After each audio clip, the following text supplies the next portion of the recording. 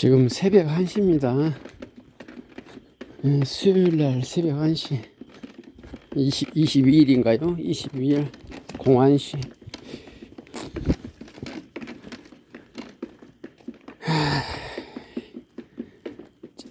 어제 저녁밥을 이제 드셨습니다. 저녁밥을 안 드릴까 하려다가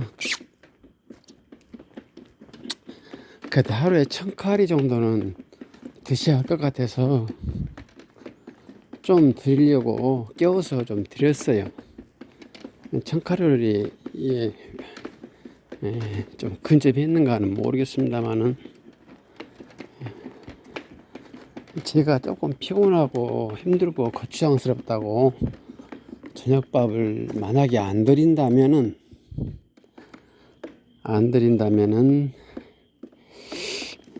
좀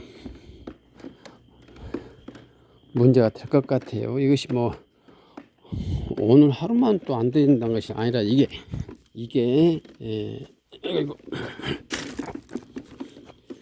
아이고 조금 상황이 좀 안 좋네요. 경사길이라 이게 관례가 되어 버리면 안 되기 때문에 드렸어요. 잠깐만요. 좀 중대 잠시만요. 예, 급경사 지역이라서 잠시. 하여튼 이렇게 저녁을 드시고 또 바로 못 주무시잖아요. 조금 식도에 있는 음식물이 다 이렇게 위로 내려가기 위해서는 적어도 30분은 이렇게 진립을 해야 됩니다. 그래서 휠체어에 앉혀서 좀 온도가 지금 30도 이하로 떨어졌으니까 동네 한 바퀴 돌려고 나왔습니다. 그래도 덥네요. 지금 새벽 1시면 선선해야 되는데 아이고 더워요. 그래도 낮보다는 훨씬 낫겠죠.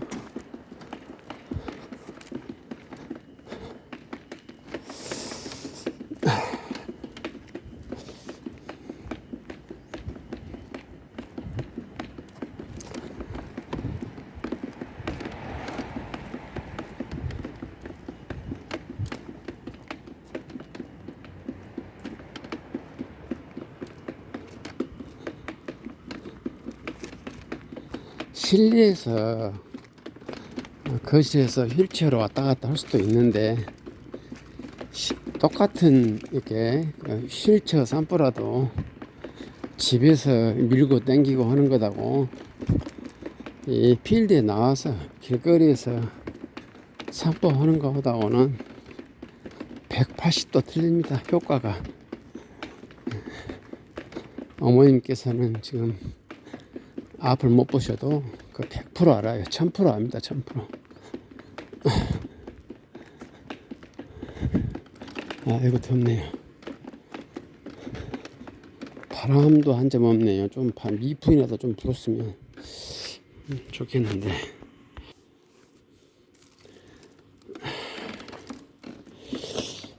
장마가 끝나고 바로 더위가 이번뿐만이 아니라 매해마다 그랬잖아요. 참 문제네요. 이게 너무 더워요. 예전에 에어컨 넣었을 때는 어떻게 살았는가 몰라요.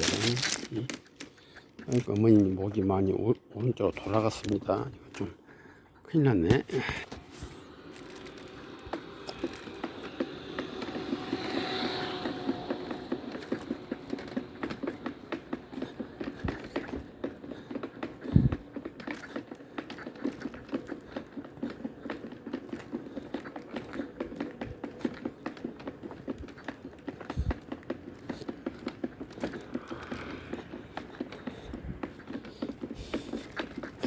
더위와 추위 속에 노인분들이 많이 돌아가세요. 그간 통계로 보자면. 근데 그 이유가 저 경우 사례로 보자면 노인들이 어떤 일교차에 의한 사망이 아니라 노인분을 케어하는 그 자녀분들, 그분들이 집중력이 떨어져요. 그래서 아마 더 원인이 크지 않을까, 저 개인적으로는 그렇게 봅니다.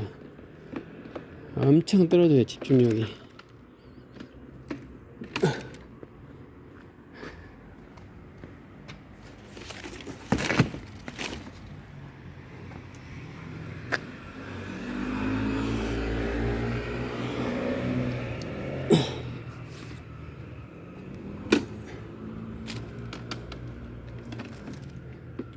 그래서 저는 없는 살림이지만 에어컨을 거의 풀로 틉니다.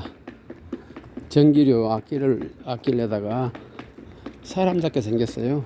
그래서 겨울철에는 히터를 조금 많이 틀고, 그 다음에 여름철에는 히터를 많이 트는 편입니다. 조금 아울러서 환기도 많이 합니다. 환기도 많이 하고, 또 이렇게 아무리 환기를 해도 낮이나 밤에 이게 휠체 산보도 많이 해가지고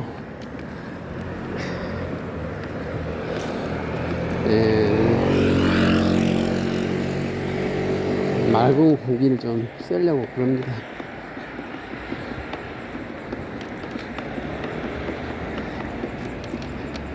어머님 오늘 자세도 불안정하네요.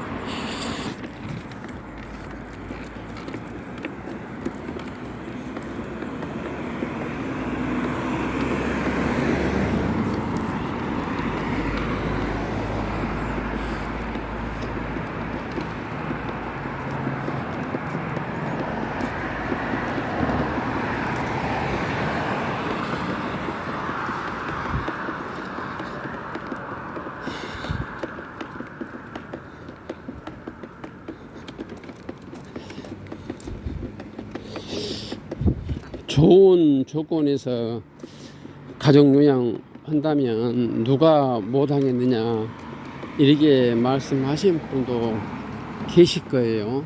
타당한 지적입니다. 근데 다른 건 다 놔두고라도 부모님에게 집중을 못하게 만드는 요인은 철저히 차단해야 돼요. 땀을 많이 흘리면 안전사고 위험이 많습니다. 집에서도. 더더구나 저희 어머님처럼 이렇게 앞도 못 보고 걷지도 못하고 이런 상황에서는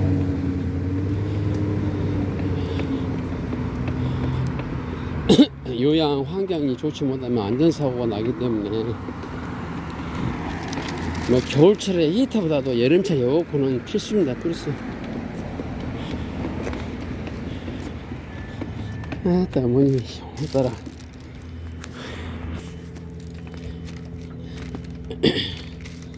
날씨도 더운데 어머님 자세가 아주 불량해요. 옆으로 넘어가게 생겼어요. 그걸 지금 자꾸 교정하느라고 조금 힘이 드네요.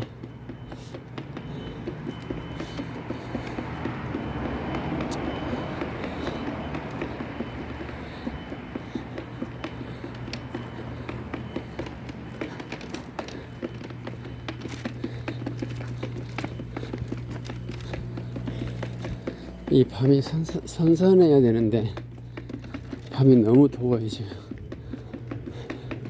30도까지는 안 될 것 같은데 덥습니다.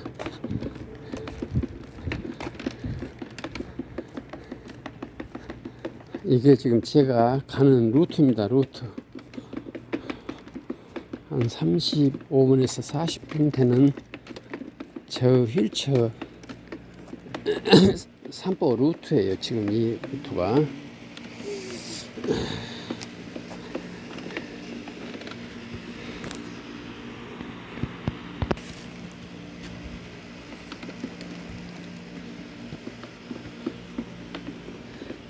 저는 지금 98세 되신 어머님과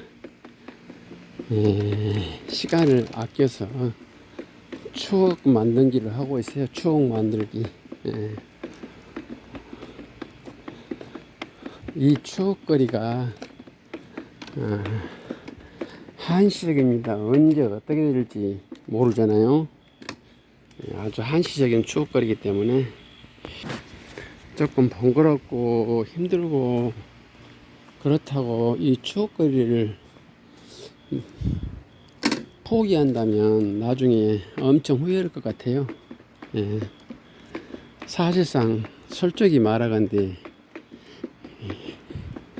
내일이 없어요. 하시라도 안 좋은 소식을 접할 수가 있는 그런 상황 아니겠습니까? 그래서 저는 하찮은 거라도 많이 영상에 담아서 나중에 제가 이 추억을 더듬으려고 지금 이렇게 추억거리를 쌓고 있습니다. 어머님께서 말을 하시면 좋겠습니다만은 말씀 못 하시니까 쌍방적인 그런 추억은 어렵죠.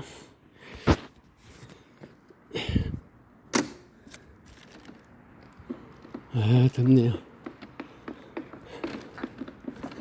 괜히 나왔다 생각이 들 정도로 굉장히 더운데요.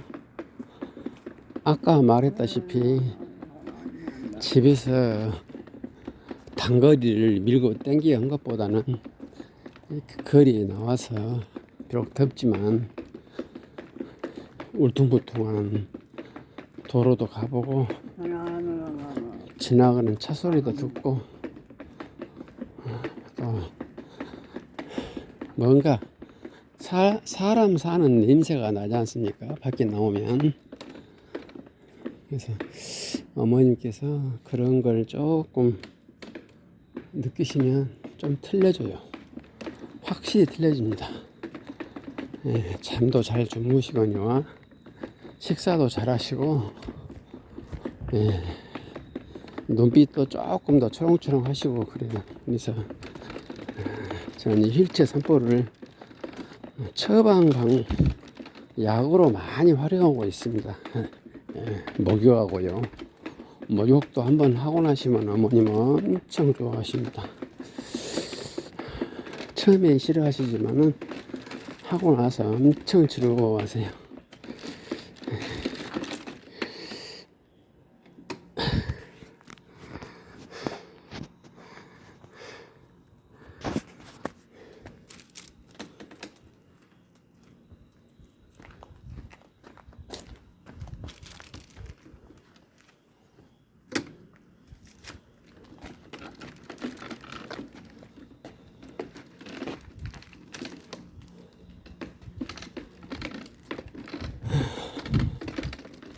땀이 좀 나니까 약간의 그 미풍이 분다는 것을 감지를 할 수 있겠습니다. 아까는 바람이 전혀 안 불 줄 알았는데 땀이 나니까 바람이 살짝 불어도 시원하네요. 촛불도 움직이지 않을 정도로 약한 바람인 것 같은데 시원해요. 땀이 나니까.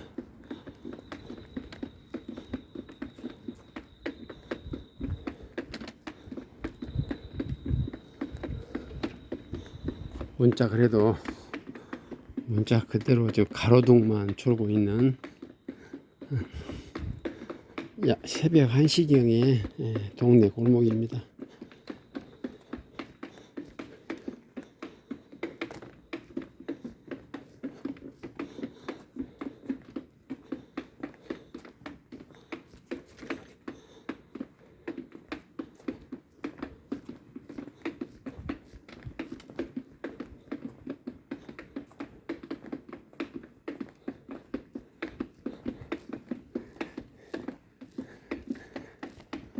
어머님은 이제 지금 취침 모드로 이제 서서히 들어가고 계세요.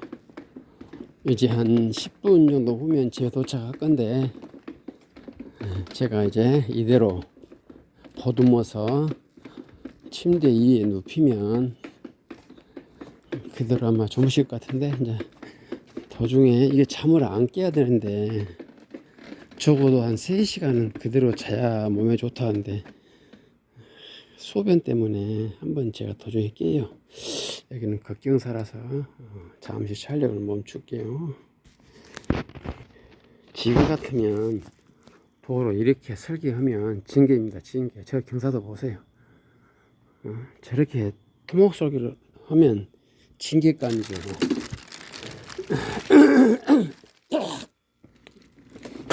징계. 근데 예전에 얘가 지금 70년대 도시계획 된 지구라서 저렇게 해도 택지 분양이 됐겠죠.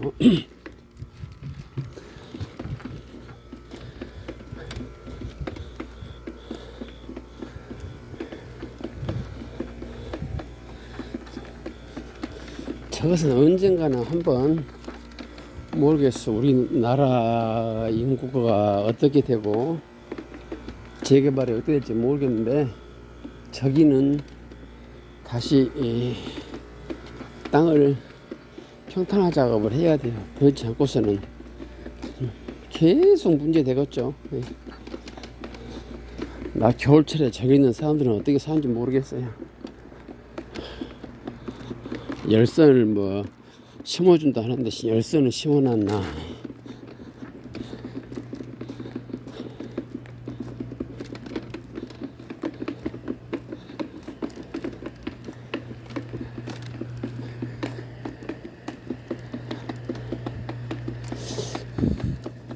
제가 토지 단지 개발 쪽에서 근무를 했는데요. 그때가 80년대 중반이에요. 근데 80년대 중반 후반까지만 해도 우리나라에 이 자동차 문화라는 그런 단어 자체도 없고 개념이 없었어요. 90년대 초. 근데 서울은 모르겠어요. 지방 같은 경우에는 90년도 초 돼서야 이제 평직원들이 이 차를 한 대, 두 대 사기 시작합니다. 그게 90년대 초죠. 그러니까 제가 지금 그때부터 똑같은 곳에서 지금까지 살고 있는데요. 그때 우리 골목에 차를 주차하는 주차 대수가 한 대나 있었는가 두 대가 있었는가 기억이 가물가물합니다만은 거진 그 도로가 차가 없었어요. 90년대 초만 해도 뭐 영업용 택시라면 모를까 없었어요. 제가 말하고자 하는 것은 그 당시에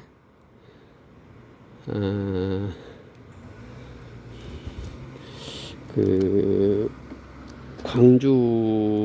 광주광역시 이 하남지구라고 해가지고요. 주택단지는 한 60만 평. 그 다음에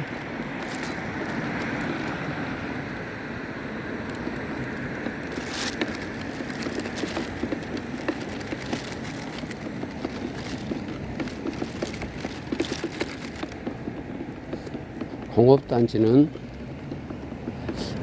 한 120만 평. 그렇게 이제 개발이 됩니다. 개발이 되는데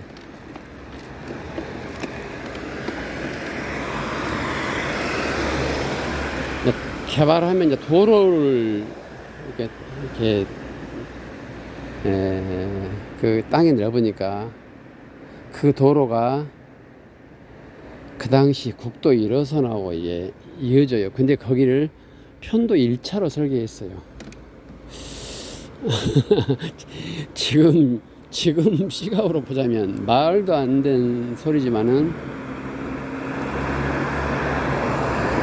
그때는 그랬어요. 그게 아니 그것이 국도 1호선하고 딱 이게 뭐 1호선을 그 1호선으로 대체한다 그런 도로가 아니라 광주공항하고 이렇게 연결이 되는 도로인데 그 이제 편도 1차로 해가지고 이제 사업을 시작했죠. 다 허가가 나서. 그러는 도중에 이제 공사 기간이 좀 걸릴 거 아닙니까? 아무래도 단지가 크다 보니까. 그러는 도중에 그때가 이제 85년도 같네요. 그때가 그 무렵인데, 공사를 하다가 이제 그 우리나라 자동차 문화 그런 부분에 약간 이제 언급을 해요. 그래서 과연 이 도로가 향후에 발생할 교통량을 감당하겠는가. 근데 회의를 하다 보면 보나마나 뻔하죠. 그 나름대로 거기에 뭐 박사들이 한두 명이겠습니까? 그것도 국내 저명한 대학 박사들인데, 여러 가지 뭐 교통량 체크하는 분들이. 그래가지고 도중에 이제 설계 변경을 하는데, 설계 변경하는 거야 뭐 끌쩍끌쩍 하면 되는데, 뭐가 문제고니, 그걸 전부 다 이제 무상으로 지방자치단체 기부채나 이제 기부를 해야 되는 그런 관계예요. 도로 관계는. 근데 사업 하시는 분들은 비싼 돈으로 사가지고 당초에 편도 1차로 낼 것을 계산하고 용지비, 토지 매입비를 계산했을 거 아니겠습니까? 근데 그 넓은 땅을 도로로 만들어 가지고 공짜로 시에 기부를 해야 되는 그런 상황이 되니까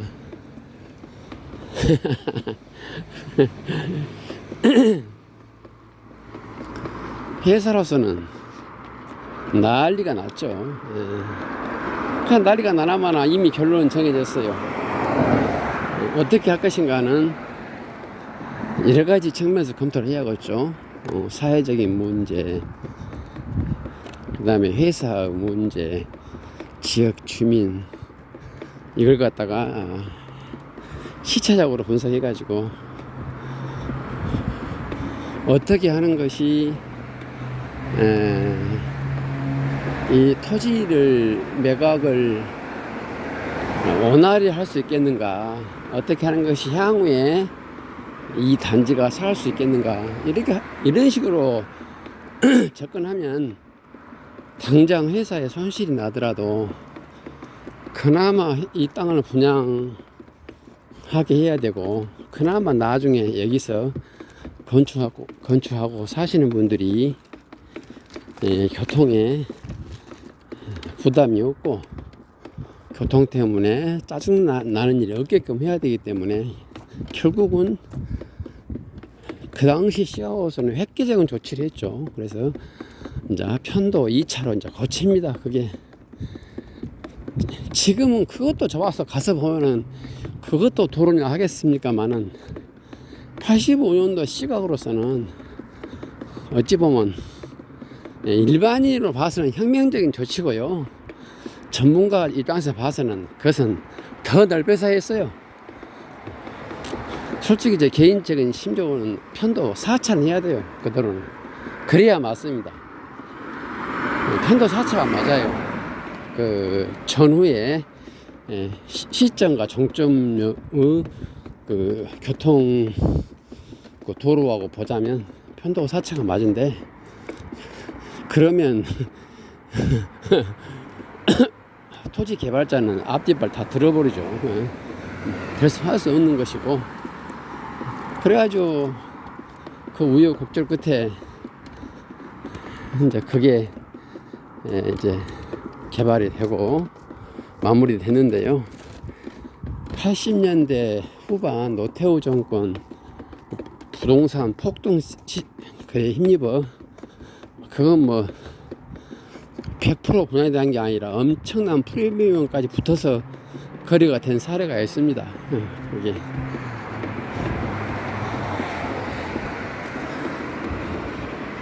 아이고, 또 경사진도 나오네요. 이게 경사진가 보이시죠? 이게 지금 수평이기 때문에 저 경사도는 한 5도나 10도 되는 것 같죠. 이제 잠시 중단하고요. 아이고, 어머님 부지런히 손을 움직이는 거 보니까 아직 지친 모드는 아닌 것 같네요.